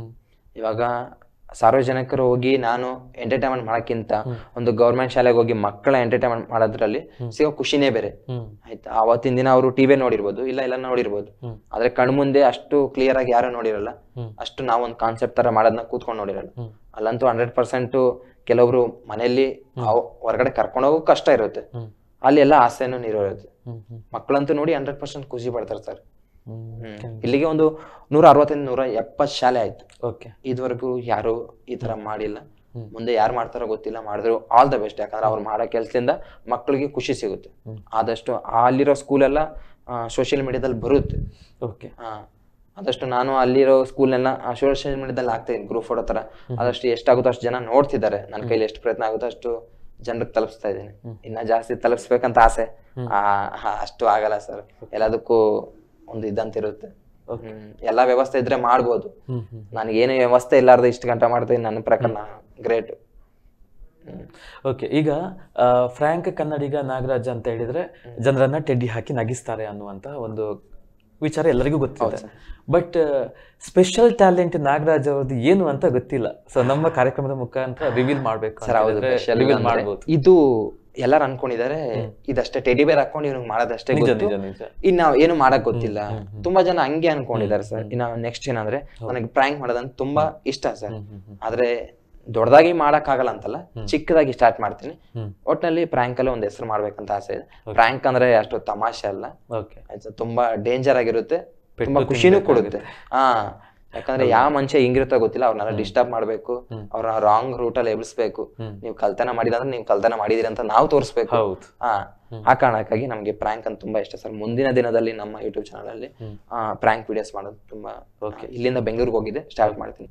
ಹಾಗೂ ಟೆಡಿ ವಿಡಿಯೋಸ್ ಅವಾಗ ಮಾಡ್ತಾ ಇರ್ತೀನಿ, ಆದ್ರೆ ನೆಕ್ಸ್ಟ್ ಪ್ರಾಂಕ್ ಮಾಡ್ತೀನಿ ಸರ್. ಓಕೆ, ಈಗ ಸದ್ಯಕ್ಕೆ ಫ್ರಾಂಕ್ ಕನ್ನಡಿಗದಲ್ಲಿ ತಾವು ಒಬ್ಬರೇ ವರ್ಕ್ ಮಾಡ್ತಾ ಇರೋದು, ಯಾರು ಇಲ್ಲ? ಯಾರಿಲ್ಲ ಸರ್. ಕಷ್ಟ ಅನ್ಸಲ್ವಾ ಈ ಜರ್ನಿಯನ್ನ? ಯಾಕಂತ ಹೇಳಿದ್ರೆ ಹೀಗೆ ಜರ್ನಿ ಮಾಡ್ಬೇಕು, ಜೊತೆಗೆ ಯೂಟ್ಯೂಬ್ ಅನ್ನು ಕೂಡ ಪ್ರಮೋಟ್ ಮಾಡ್ತಾ ಹೋಗ್ಬೇಕು ಸರ್.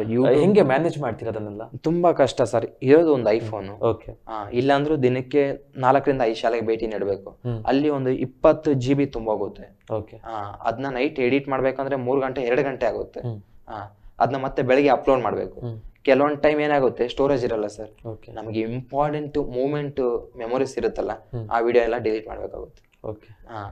ನಾವ್ ಯಾರ ಹತ್ರ ಕೇಳೋಕ್ಕೂ ಆಗಲ್ಲ, ಈ ತರ ಕಷ್ಟ ಇದೆ ಇದ್ ಮಾಡಿ ಅಂತ. ಅದು ತುಂಬಾ ಕಷ್ಟ ಆಗುತ್ತೆ ಸರ್. ಈಗ ತುಂಬಾ ಸಮಸ್ಯೆ ಆಗುತ್ತೆ, ತುಂಬಾ ಸಮಸ್ಯೆ ಸರ್. ಈ 160 ದಿನದಲ್ಲಿ ನೆಮ್ಮದಿಯಾಗಿ ನಿದ್ದೆ ಮಾಡಿ ದಿನಾನೇ ಇಲ್ಲ. ಮತ್ತೆ ಬೆಳಿಗ್ಗೆ ಆಗಿದೆ ಸ್ಕೂಲ್ ಹೋಗ್ಬೇಕು, ಯಾಕಂದ್ರೆ ದಿನಾನು ಒಂದೇ ಜಾಗದಲ್ಲಿ ಇರಲ್ಲ, ಒಂದೇ ಊರಲ್ಲಿ ಇರಲ್ಲ. ಜನ ಸಿಗೋರು ಅಪ್ ಅಂಡ್ ಡೌನ್ ಸಿಗ್ತಾರೆ. ಆಮೇಲೆ ಹಂಗೆ ತುಂಬಾ ಕಷ್ಟ ಸರ್. ಈಗ ಏನಾಗುತ್ತೆ ಅಂತೇಳಿ ನೀವು ನಿಮ್ಮ ಪಾಡಿಗೆ ಹೋಗ್ತಾ ಇರ್ತೀರಿ. ಸೊ ಯಾಕಂತ ಹೇಳಿದ್ರೆ ನಾವು ಹಿಂದೆ ಎಲ್ಲ ಕೇಳ್ತಿದ್ವಿ, ಈಗ ಯಾರಾದ್ರೂ ಬ್ಯಾಗ್ ಹಾಕೊಂಡು ಬಂದ್ರೆ, ಯಾರು ಅಪರಿಚಿತರು ಬಂದ್ರು, ಮಕ್ಳ ಕಳ್ಳರು ಬಂದ್ರು, ಹಂಗೆ ಹಿಂಗೆಲ್ಲ ಇರುತ್ತೆ. ಸೊ ಅಂತಹ ಒಂದು ಅನುಭವ ಆಗಿದೆ ಯಾವತ್ತ? ಯಾಕಂದ್ರೆ ನಿಮ್ಮ ಬ್ಯಾಗ್ ಕೂಡ ತಿಡ್ಡಿ ಇರುತ್ತೆ, ತುಂಬಾ ಭಾರ ಇರುತ್ತೆ, ದೊಡ್ಡದಿರುತ್ತೆ. ಸೊ ಅಂತದೊಂದು ಆಗಿದೆಯಾ, ಏನಾದ್ರು ಎಕ್ಸ್ಪೀರಿಯನ್ಸ್ ಆಗಿದೆಯಾ ನಿಮ್ಗೆ? ಆಗಿದೆ ಸರ್. ಯಾವತ್ತು?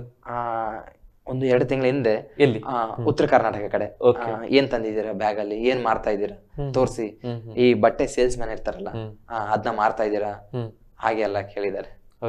ಅವಾಗ ನಾನು ಹಾಗೆ ಇಲ್ಲ, ಇದೊಂದು ಮಾಡ್ತಾ ಇದೀನಿ ಅಂತ ಹೇಳಿ ಅವ್ರಿಗೆ ಎಕ್ಸ್ಪ್ಲೈನ್ ಮಾಡ್ತೀನಿ ಸರ್. ಓಕೆ, ಅಂದ್ರೆ ತಿಡ್ಡಿಯಿಂದ ನಿಮ್ಗೆ. ಆಮೇಲೆ ಕೊರಿಯರ್ ಬಾಯ್, ಕೆಲವ್ರು ನಾ ಬ್ಯಾಗ್ ಹಾಕೊಂಡು ಹೋಗ್ತಿದ್ದಾಗ ನಾ ಇಲ್ಲಿದ್ದೀನಿ ಕೊರಿಯರ್ ಕೊಡು ಅಂತ ಕೇಳಿದವರು ಇದ್ದಾರೆ. ಓಕೆ, ಅದೊಂದು ಸಮಯ.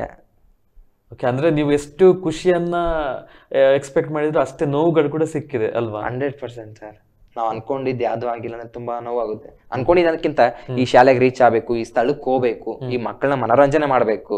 ಮತ್ತೆ ಆ ಮಕ್ಳು ಮನೋರಂಜನೆ ಮಾಡಿದಿಲ್ಲ, ಯಾರನ್ನ ನಮ್ಮ ಹತ್ರ ನಾವು ಮಾಡಿದ ಕೆಲ್ಸಕ್ಕೆ ಒಳ್ಳೆ ಮಾತು ಹೇಳಿದ್ರೆ ಅಂತದೆಲ್ಲ ಕ್ಯಾಪ್ಚರ್ ಆಗಲ್ಲ ಸರ್. ಅದು ಎಷ್ಟೋ ಜನ ಎಷ್ಟೋ ಮಾತಾಡಿದ್ದಾರೆ, ಪ್ರೀತಿಯಿಂದ ಅವ್ರ ಮನ್ಸಿಂದ ಮಾತಾಡಿದ್ದಾರೆ. ಅದು ನಾವ್ ಹೇಳ್ಕೊಟ್ಟಿದ್ದಲ್ಲ, ಅವ್ರ ಕಣ್ಣಾರೆ ನೋಡಿ ನಮ್ ಮನ್ಸ್ ಮಾತು ಹೇಳಿದಾರೆ, ಅವ್ರ ಮನ್ಸಿನ ಮಾತುಗಳು. ಅವೆಲ್ಲ ನಮ್ಗೆ ರೆಕಾರ್ಡ್ ಮಾಡಿ ಇಟ್ಕೊಂಡ್ರೆ ನಾಳೆ ದಿನ ಯಾರಿಗನ್ನ ತೋರ್ಸಕ್ಕಿರ್ಲಿ, ನಮಗ್ ನೋಡಕ್ಕಿರ್ಲಿ, ನಮ್ಗಿರ್ಬೇಕು. ಅಂತದೆಲ್ಲ ತುಂಬಾ ಮಿಸ್ ಆಗಿದೆ. ಇನ್ನ ಎಷ್ಟೋ ಜನ ಎಸ್ಪೆಷಲಿ ಹೇಳ್ಬೇಕಂದ್ರೆ ಒಂದು ಟ್ಯಾಂಕ್ಸ್ ಇರ್ಬೇಕಂದ್ರೆ ಲಾರಿ ಡ್ರೈವರ್ಗಳಿಗೆ ಎಷ್ಟೋ ಹೈವೇದಲ್ಲಿ ಲಾರಿಯವರೇ ನಿಲ್ಸ್ಬಿಟ್ಟು ಡ್ರಾಪ್ ಕಳಿದ್ದಾರೆ, ಡ್ರಾಪ್ ಕೊಟ್ಟಿದ್ದಾರೆ. ಅಂದ್ರೆ ನಿಮ್ಮ ವಿಡಿಯೋಸ್ ಗಳನ್ನ ನೋಡಿ ನೋಡಿದ್ದಾರೆ. ಅವರು ತುಂಬಾ ಅದ್ಭುತವಾಗಿ ಮಾತಾಡ್ತಾರೆ ಸರ್. ಯಾರೇ ಆಗ್ಲಿ ನಿಲ್ಸ್ಬಿಟ್ಟು ಡ್ರಾಪ್ ಕೊಟ್ಟಿದ್ದಾರೆ. ಆದಷ್ಟು ಬ್ಯಾಗ್ ಅಲ್ಲಿ ನೋಡಿದ ತಕ್ಷಣ ಸೈಡ್ ಹಾಕಿದೆ. ಓಕೆ, ಈಗ ಇಷ್ಟು ತುಂಬಾ ಕಡೆ ಸುತ್ತಿದ್ದೀರಿ ತಾವು, ಬೇರೆ ಎಲ್ಲೇ ಹೋಗ್ಬೇಕು ಅನ್ನುವಂತ ಆಸೆ ಇದೆ ನಿಮ್ಗೆ ಮುಂದಕ್ಕೆ? ಅದೇ ಸರ್, ಫಸ್ಟ್ ಇಡೀ ಕರ್ನಾಟಕ ಟ್ರಿಪ್ ಮುಗಿಸಿ ಮುಂದಕ್ಕೆ ಬೇರೆ ಬೇರೆ ಕಡೆ ಹೋಗ್ಬೇಕು. ಇನ್ನ ನಮ್ಮ ಕರ್ನಾಟಕ ಬಾವುಟ ಬೇರೆ ಕಡೆ ಹಾರಿಸ್ಬೇಕಂತ ತುಂಬಾ ಆಸೆ ಇದೆ. ಅದು ಈ ಗೊಂಬೆ ಜೊತೆ ಸರ್. ಅದೊಂದು ಆಸೆ ಇದೆ. ಬೇರೆ ಬೇರೆ ಕಡೆ ಹೋಗ್ಬೇಕಂದ್ರೆ ಅದೇ ಫೈನಾನ್ಷಿಯಲ್ ಇಶ್ಯೂ ತುಂಬಾ ಬಂದೇ ಬರುತ್ತೆ. ಇನ್ ಕೇಸ್ ಸ್ಪಾನ್ಸರ್ ಯಾರನ್ನ ಸಿಕ್ಕ್ರಂದ್ರೆ ಹೋಗ್ತೇನೆ ಸರ್. ಈಗ ತಾವು ನಾನು ನೋಡಿದೆ, ಇನ್ಸ್ಟಾಗ್ರಾಮ್ ಅಲ್ಲಿ ನೋಡ್ತಾ ಇದ್ದೆ, ಸರಿಗಮಪ್ಪ ಹನುಮಂತು ಅವ್ರ ಜೊತೆಗೂ ಕೂಡ ತಾವು ಮಾತನಾಡಿದ್ರಿ ಸರ್. ಯಾರನ್ನೆಲ್ಲ ಮೀಟ್ ಮಾಡಿದ್ರಿ ಸೆಲೆಬ್ರಿಟಿಗಳನ್ನ? ಹೆಂಗ ಅನಿಸ್ತು ಅವ್ರ ಜೊತೆಗೆ ಮಾತಾಡಿ? ನಿಮ್ಗೆ ಸಪೋರ್ಟ್ ಯಾವ ರೀತಿಯನ್ನ ಕೊಟ್ರು ಅವರು? ಹನುಮಂತಣ್ಣ ನಾ ನೋಡ್ದಂಗೆ ಸಾದಾ ಸರ್. ನಾ ಫಸ್ಟ್ ಟೈಮ್ ಆ ತರ ವ್ಯಕ್ತಿ ನಾನು ನೋಡಿದ್ದು. ಹೀಗೆ ಲುಂಗಿ ಹಾಕೊಂಡು ನಾರ್ಮಲ್ ಪರ್ಸನ್ ಆಗಿ ನಾನು ಇನ್ಸ್ಟಾಗ್ರಾಮ್ ಮೆಸೇಜ್ ಮಾಡಿದ್ದು. ನಾ ಹೋಗಿ ಸ್ಥಳದಿಂದ ಅವ್ರ ಸ್ಥಳ ಹತ್ರ ಇತ್ತು. ಫಸ್ಟ್ ಹೋಗಿದ್ದೆ ಮಾಮ ಅಂದ್ರು. ಫಸ್ಟ್ ಟೈಮ್ ಮಾಮ, ಬಾ ಮಾಮ ಹುಲಿಯ ಡ್ಯಾನ್ಸ್ ಮಾಡು. ಅವ್ರು ಓದಿ ಶಾಲೆಯಲ್ಲಿ ಹೋಗಿ ಮನೋರಂಜನೆ ಮಾಡಿ ಅವ್ರು ಒಂದು ಮಾತಂದಿಲ್ಲ. ಅವ್ರ ಮನೆಗೆಲ್ಲ ಕರ್ಕೊಂಡೋದ್ರು, ಚೆನ್ನಾಗಿ ಮಾತಾಡ್ಸಿದ್ರು ಫ್ರೆಂಡ್ಲಿ ಆಗಿ. ಅವತ್ತಿನ ದಿನ ಅವ್ರು ಹೇಳಿದ್ರು, ಇವತ್ತಿಲ್ಲ ಅಂದ್ರೆ ಮುಂದೆ ದಿನ ಸಿಗುತ್ತೆ, ನಿನ್ ಕಷ್ಟ ನೀನ್ ಬಿಡ್ಬೇಡ, ನೀನ್ ಎಫರ್ಟ್ ಹಾಕು. ಅವ್ರು ಅಂದಿದ್ದು ಬಿಗ್ ಬಾಸ್ ಬಗ್ಗೆ ಒಂದೇ ಕ್ಷಣ ಹೇಳಿದ್ರು. ಅವ್ರು ಮಾತಾಡಿದ್ರು, ಆಮೇಲೆ ಹೇಳಿದ್ರು, ಆಯ್ತು ಕರೀತಾರೆ, ಮುಂದಿನ ದಿನದಲ್ಲಿ ಕರೀತಾರೆ, ಭರವಸೆ ಇಟ್ಕೋ, ಕಳ್ಕೋಬೇಡ. ನೀನ್ ಅದ್ರ ಮೇಲೆ ಡಿಪೆಂಡ್ ಆಗ್ಬೇಡ, ನಿಮ್ ಫಾಲೋವರ್ಸ್ ಮೇಲೆ ಡಿಪೆಂಡ್ ಆಗು. ಇನ್ನ ಜಾಸ್ತಿ ನೀನ್ ಬೆಳಗ್ಗೆನ ಮಾಡ್ಕೋ, ಕುಗ್ಗಬೇಡ.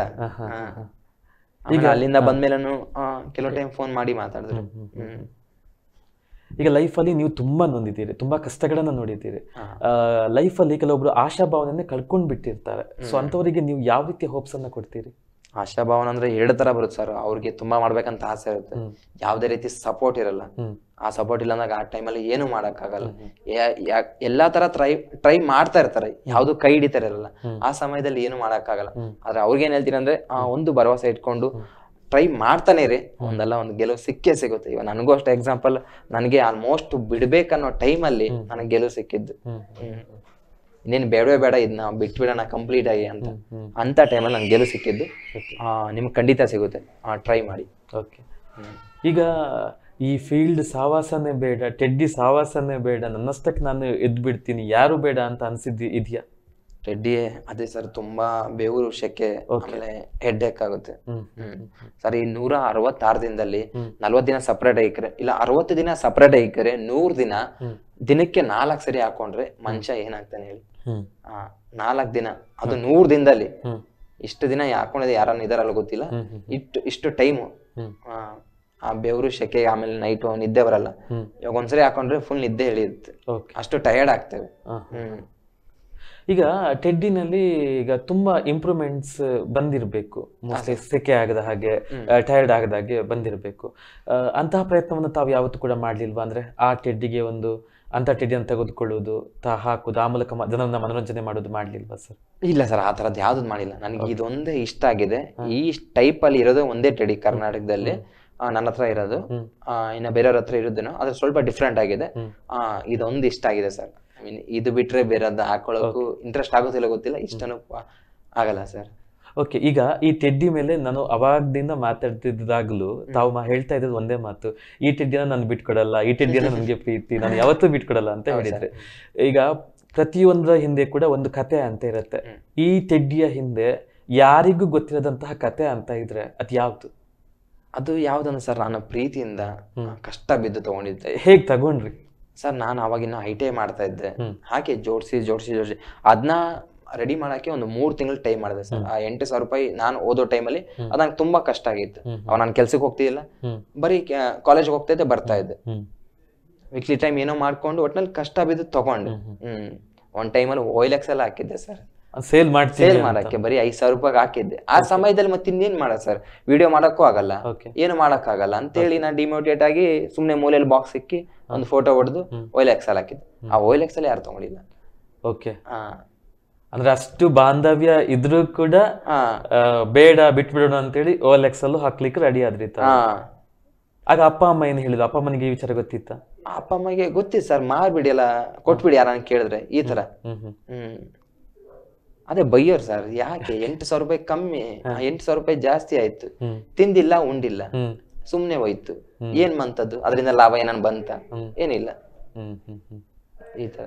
ಓಕೆ, ಈಗ ಜನಗಳಿಗೆ ನಿಮ್ಗೆ ಮತ್ತೆ ಕೂಡ ಬೇರೆ ಕಡೆ ಹೋಗ್ಬೇಕಾಗುತ್ತೆ, ಬೇರೆ ಬೇರೆ ಉದ್ದೇಶಗಳು ಇರುತ್ತೆ ನಿಮ್ಗೆ. ನಿಮ್ಮ ಲೈಫಲ್ಲಿ ಇರುವಂತಹ ಒಂದು ಪ್ರಮುಖವಾದ ಉದ್ದೇಶ ಅಂತ ಹೇಳಿದ್ರೆ ಅದು ಏನು?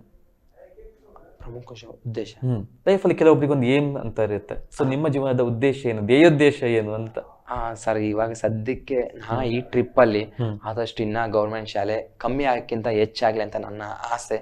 ಆಮೇಲೆ ನೆಕ್ಸ್ಟ್ ಇನ್ನ ಪ್ರ್ಯಾಂಕ್ ಚಾನಲ್ ಮಾಡ್ಬೇಕಂತ ಆಸೆ ಇದೆ. ಅದು ದೊಡ್ಡ ಮಟ್ಟಿಗೆ ಹೆಸರು ಮಾಡ್ಲಿ ಅಂತ. ಅದು ನಮ್ಮ ಕರ್ನಾಟಕದಲ್ಲಿ ಸಾಕು, ಬೇರೆ ಕಡೆ ಹೋಗಿಲ್ಲ ಅಂದ್ರೆ ಪರವಾಗಿಲ್ಲ, ಒಟ್ಟಲ್ಲಿ ನಮ್ಮ ಕರ್ನಾಟಕದಲ್ಲಿ ಒಂದು ಹೆಸರು ಮಾಡ್ಲಿ ಅಂತ ನನ್ನ ಆಸೆ. ಓಕೆ, ಈಗ ನಮ್ಮ ಕಾರ್ಯಕ್ರಮದಲ್ಲಿ ಕೊನೆಯದಾಗಿ ನಮ್ಮ ವೀಕ್ಷಕರಿಗೆ ಒಂದು ಮೆಸೇಜ್ ಅನ್ನ ಕೊಡಬೇಕು ಅಂತ ಹೇಳಿದ್ರೆ, ಈಗ ನೀವು ಜರ್ನಿಯನ್ನ ಮಾಡ್ತಿರ್ತೀರಿ, ಆ ಒಂದು ವಿಚಾರದಲ್ಲೂ ಕೂಡ ಜೊತೆಗೆ ಇಂತಹ ಟೆಡ್ಡಿಯನ್ನ ಹಾಕೊಂಡು ಮನೋರಂಜನೆ ಕೊಡ್ತಾರೆ, ಅವರಿಗೆ ನಗುವಿನ ಹಿಂದೆ ಅಳುವಿರುತ್ತೆ. ಸೊ ಇದರ ಒಂದು ಬಗ್ಗೆ ಮೆಸೇಜ್ ಅನ್ನ ತಾವು ಕೊಡ್ಬೇಕು ಅಂತ ಹೇಳಿದ್ರೆ ಯಾವ ರೀತಿ ಮೆಸೇಜ್ ಅನ್ನ ಕೊಡ್ತೀರಿ?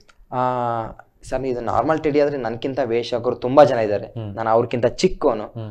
ಅವ್ರಿಗೆ ನಾನು ತುಂಬಾ ಥ್ಯಾಂಕ್ಸ್ ಹೇಳ್ತೇನೆ, ಯಾಕಂದ್ರೆ ಅಷ್ಟು ಕಷ್ಟ ಬಿದ್ದು ಮಾಡ್ತಾರೆ. ಆ ಕಷ್ಟ ಏನಂತ ನನಗೆ ಗೊತ್ತು, ಅವ್ರಿಗೆ ನಾನು ಫಸ್ಟ್ ಥ್ಯಾಂಕ್ಸ್ ಹೇಳ್ತೇನೆ. ಆಮೇಲೆ ಅವ್ರ ಕಷ್ಟನೂ ಸ್ವಲ್ಪ ನೋಡಿ ಆದಷ್ಟು ಯಾರನ್ನ ದಾರಿ ಕಳ್ಸಿದ್ರೆ ಅವ್ರಿಗೆ ಸ್ಮೈಲ್ ಮಾಡಿ, ಬೇಜಾರಂತೂ ಮಾಡಕ್ ಹೋಗ್ಬೇಡಿ ದಯವಿಟ್ಟು.